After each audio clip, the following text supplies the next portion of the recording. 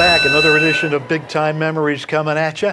I'm Terry Sullivan along with fellow Hall of Famer Dave Drason. Thank you.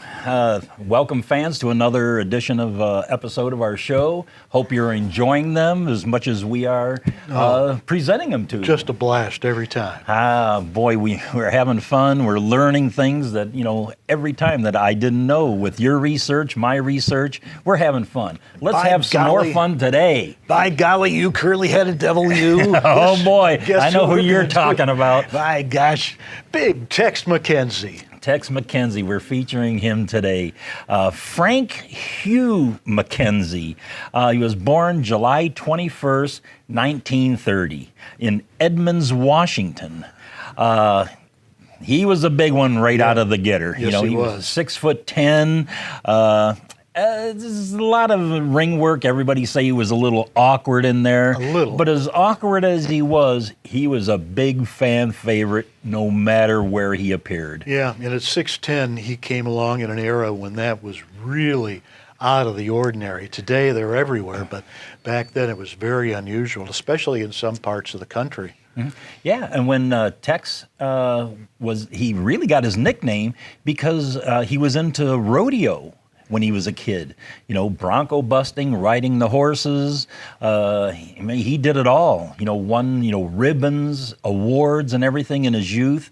But at one point, he ran into a gentleman on the East Coast named Jack Pfeffer. Ooh, infamous promoter. Carnival Impresario. promoter. Yeah, who he used to take to combat the other promotions who were doing bigger, who were using Bruno Sammartino. He would, have a wrestler and he'd change his name to Bruno Sammartino. Yeah. He would have another gentleman, against Bobo Brazil. He'd have Hobo Brazil. That's right. So he would do these carnival kind of things on, the East Coast that, weren't well received by other promoters, but he made a big success for himself. He did, yeah. And certainly anybody he trained and put his stamp of approval on, he knew was going to be used well. Yeah. But Big Tex, he made his debut June 14th, 1950, but not as Tex McKenzie. No. He was known as Goliath. No kidding. Yeah, probably from, his big stature. Yeah, and he know that. went against a gentleman named Chael Martinez down in Texas.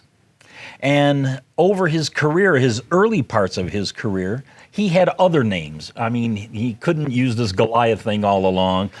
He ended up using the names Tex McKenzie, Hugh McKenzie, Davy Crockett McKenzie, and Dakota Mack. Another one he used that I came across was Sky High McKenzie. Really? There was another wrestler at the time, big star, named Sky High Lee. Yeah. So that's, I suspect, where that came from.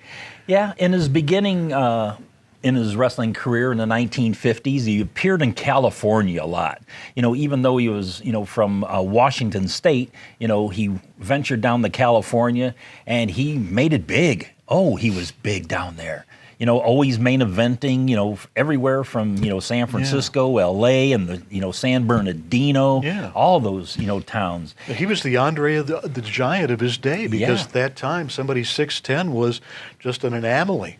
Just really stood out. And he ventured east, and of all places, in Toronto, Canada, for the Tunnies, Frank Tunney. He was a big star in Toronto in the 50s and very early 60s.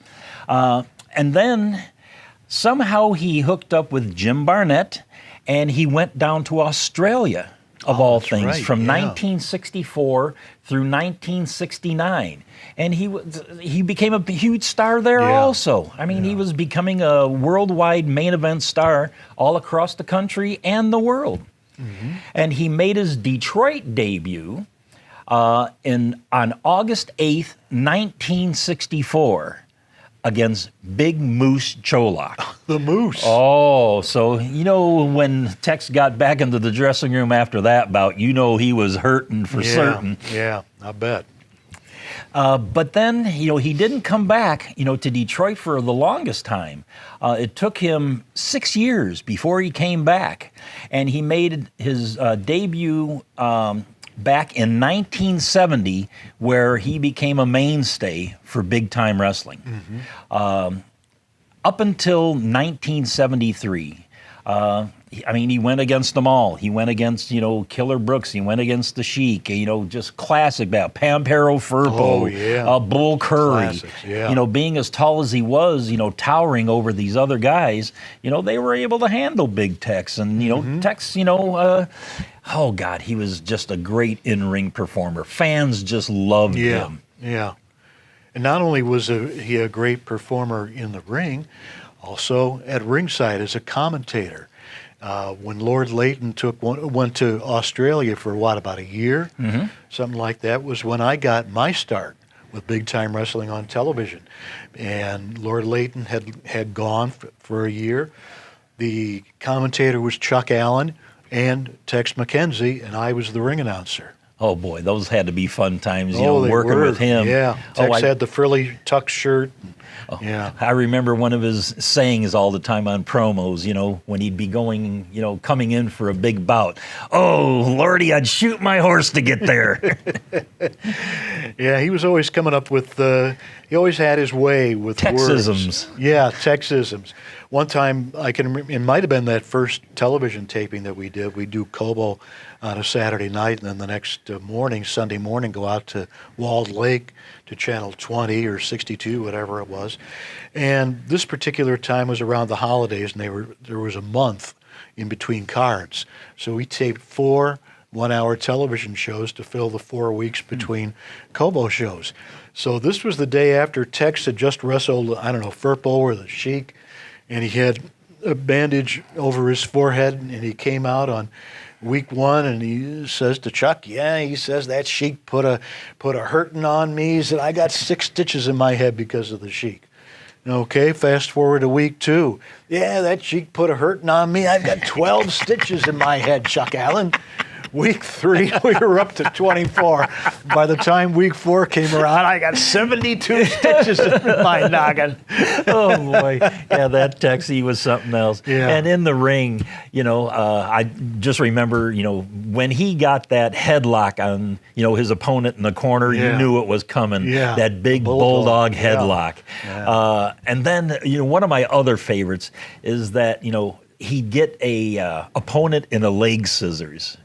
And then he'd, be behind them and he'd be twinkling their ears or, give them a wet willy. Yeah. And then he'd, smack them in the side of the head, pick them up and drop them on their keister, in the center of the ring. Fans love that one. He was a hilarious guy. I often wondered if he was that way 24/7, but pretty much any time I was around him, he was. Oh, he was always very upbeat. Friendly, outgoing, always willing to talk to you. He never talked down to you. No. In fact, he was one of the first of all the wrestlers to really welcome me as part of the fraternity back at the time when I was announcing just in, I think, Mansfield and Sandusky. Everywhere else I went, I wasn't allowed in the dressing room. This is before Cobo. And sometimes I'd find my way back, but Tex was the kind of a guy who knew me from some of the smaller towns. Come on, we're going to the bar afterwards, or come on over to my place afterwards. Well, after the closing time, we'll have a brew. He invited me up to Channel 24 in Toledo one time after the Sports Arena show when they were taping promos, when I really wasn't supposed to be there, but there I was because Tex brought me up there. It took me... rode with him and one of his girlfriends at the time, Helene, from Toledo to Dayton. Ton of fun. Yeah. Oh, he was something. And we talk about his in-ring awkwardness, and so many guys, said that, so many of his opponents would say that. But one story I remember about Texas, he was in a tag team match, a 6-man tag, himself, George, and Sandy Scott. And they were going against 3 heels. I can't remember who. So they're in the center of the ring, for the referee's instructions. and he goes to talk to the referee or something, and he goes like this, and he pokes Sandy Scott right in the eye. And Sandy Scott is holding himself, and he's wandering around, semi-dazed. And now they're going back to their corner, to start the match, and Tex didn't know who was going to start the match. So he thought, he wasn't going to start the match, so he's going out of the ring, through the ropes, and he kicks George Scott right in the head and dazed him. So now you've got Sandy Scott holding his eye, you've got George Scott holding his head. So Tex beat up two opponents before the bell even rang. Wow. Oh, and I remember this was a great time for me. As a young, kid. Yeah. Because Tex left, big time wrestling at the end of 1973.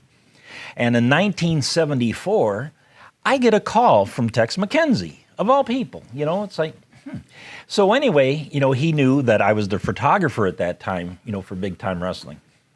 So he had a friend because of his love of sailing.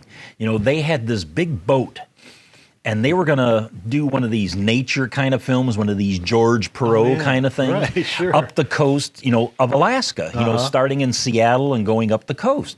And he called me and asked me if I'd like to come along on this trip to take still photography for him. Wow. And it's like, you know what? I jumped at the chance at that. Yeah. They paid for my flight out there. We lived on the boat. Oh, wow. Whatever we ate, Tex would, throw his fishing line over, and whatever fish we caught, that's what we ate that night. And every maybe 2-3 days, we'd stop in a, port town for provisions like potatoes and carrots or potato chips, a Pepsi, stuff like that. Right, sure. And what a great trip that I had with him on that. It was just a laugh a minute. I'll bet. I learned so much about nature and, Alaska, and what an experience that, I couldn't, pay for to have these days. It's an interesting look at the guy away from the ring. Mm-hmm. Yeah. And in 1975, Tex reappears in the wrestling world. He ended up, working for, the IWA, Eddie Einhorn's promotion. Right. That, was a rival promotion for, that ran in the South and on the East Coast. He was going against the big guys. Eddie Einhorn this was his attempt to take a promotion national before McMahon. Right, exactly. And he had the right connections. He had the money. Yeah. He wasn't he the president or something with the Chicago White Sox, and had a big television company in Chicago. And a lot of the wrestlers he took were from here. Tex, exactly. Bulldog Brower, the mighty Igor, Superstar, Bill Eadie. The Mongols. George Cannon. Yeah, Cannon. The Love Brothers. Yeah. So many of the guys. So it was almost like a big-time wrestling promotion away from big-time wrestling in a way. And Eddie Einhorn eventually got tired of it, and once he stepped out, it folded. Yeah, and they brought in the announcer from the Cleveland territory, Jack Reynolds. Right, yeah. And at, times Tex was wrestling, but then, Tex, you got to do something else. So they put him doing he was color. Great on the mic. Yeah, colored really commentary was. with Jack. Yeah. They were a great team. Yeah. So that's what he did. Yeah. And then, that promotion didn't last but a couple years. And, Tex, finally retired in 1979. And he retired back to his home state of Washington, where he still worked. Of all things, he was building private homes, for people. Wow. And he also still had his love for sailing. He, sailed, all around the bays and the sounds of, Washington State and up to Vancouver Island. And unfortunately, while he was on one of his trips on his sailboat in Vancouver Island, he was struck with an aneurysm, and he passed away on his boat on May 31st, 2001. Wow. So the, Tex McKenzie, revered, loved by the fans, loved by us, of course. Oh, yeah. Great wrestling career.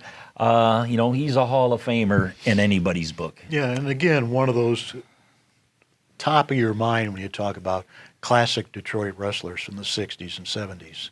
Yeah, he made a big impact Yes, he on, did. Fans and big-time wrestling. And all of us. Yeah. And in closing, Terry, is a custom, if you can make one final ring induction for our big friend, Big Tex McKenzie. Oh, by golly. Ladies and gentlemen, from San Antonio, Texas, weighing 275 pounds, Big Tex McKenzie.